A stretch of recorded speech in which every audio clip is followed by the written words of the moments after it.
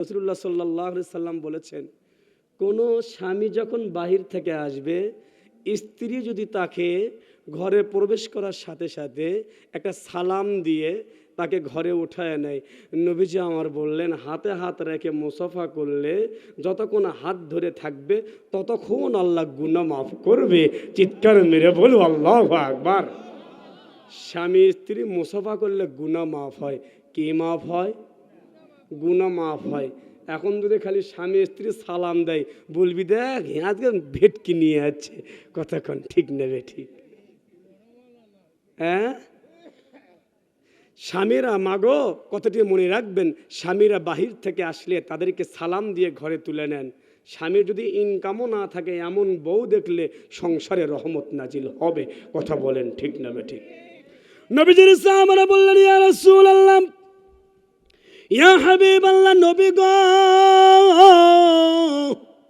স্বামী স্ত্রীর কথা বলতে গিয়া নবীজি আমার একবার বলে ফেললেন, নবীজি আমার একবারে বলে ফেললেন গো, যেই সংসারে বেশি বেশি অশান্তি হয়, যেই সংসারে বেশি বেশি অভাব দেখা দেয়, ওই সংসারে যদি স্বামী স্ত্রী থাকে তাহলে একজন আর একজন শরীরের ওপরে হেলান দিয়ে আল্লাহর কোরআন তেলাওয়াত করবা, আমার আল্লাহ আসমান থেকে সেই সংসারে রহমত নাজিল করে দেয়।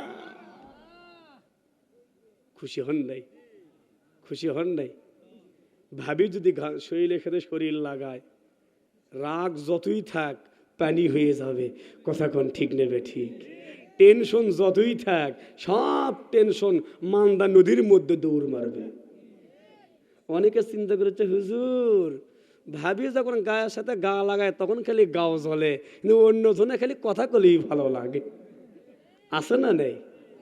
নবীজি আমার বলেছেন, নবীজি আমার বলেছেন, স্বামী স্ত্রী একই ঘরের মাঝে, স্ত্রী স্বামীর শরীরে যদি মাথা রেখে যদি সূরা ইখলাস পড়ে, কোরআনের একটি তেলাওয়াত করে, আল্লাহর খাস রহমত নাজিল হয়। আলহামদুলিল্লাহ বলেন। আবার স্ত্রীর শরীরে মাথা রেখে যদি স্বামী যদি কোরআন থেকে একটি আয়াত তেলাওয়াত করে, নবীজি আমার বললেন ওই ঘরে আল্লাহ পাকের রহমত নাজিল হয়। চিৎকার মেরে বলুন আল্লাহু আকবার। পারবো তো ইনশাল্লাহ? 30 মিনিট গেছে আলহামদুলিল্লাহ। খান জি, আমি কেন বলছি কথাটা, দেওয়ার সময় নাই, ওঠানোর সময় নাই, এলোমেলো সময়। ঠিক নেবে ঠিক। বসে থাকার পরে অনেক কথা বলেছি, আমরা দূরের মেহমান, আমাদেরকে চলে যেতে হবে। ঠিক নেবে ঠিক। এখানেই শেষ করতে চাই। কি কোন ভাই? হ্যাঁ, আপনি দেখেন সিস্টেমটা দেখেন, ওই যে হুজুর এখানে রেখে থুয়ে চলে গেল, কি কি বিষয় সেটাও এখানে উল্লেখ, এটা তো মাদ্রাসার নাম, সেটাও ঝামেলা। কি করবো ভাই? ছেড়ে দেব? ছেড়ে দেব? হ্যাঁ হুজুর, এ ভাই কি করো, ছেড়ে দেব? হ্যাঁ,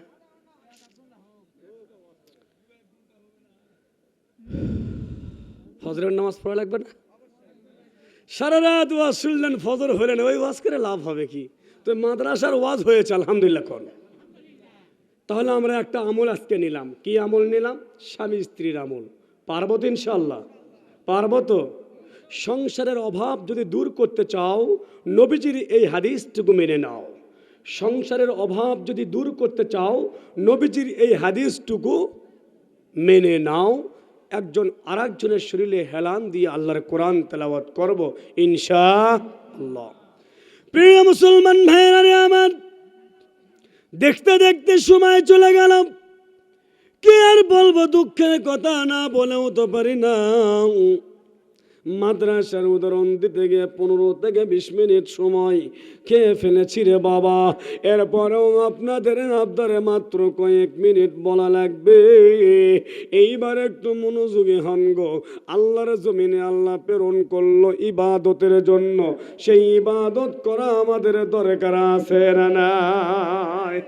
এই ইবাদত শুধুমাত্র নামাজ ইবাদত নয়, এই ইবাদত শুধুমাত্র আপনার দান করা ইবাদত নয়, এই ইবাদত শুধুমাত্র যাকাত ইবাদত নয়।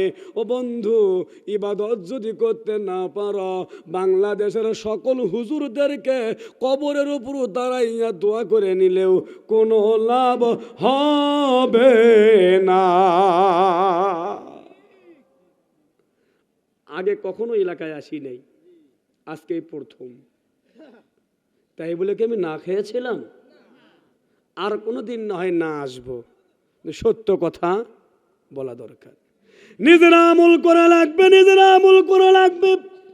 নিজে যদি আমল করতে না পারো, দেশের সব মৌলবি এক জায়গায় পড়ার পরেও কোনো লাভ হবে না।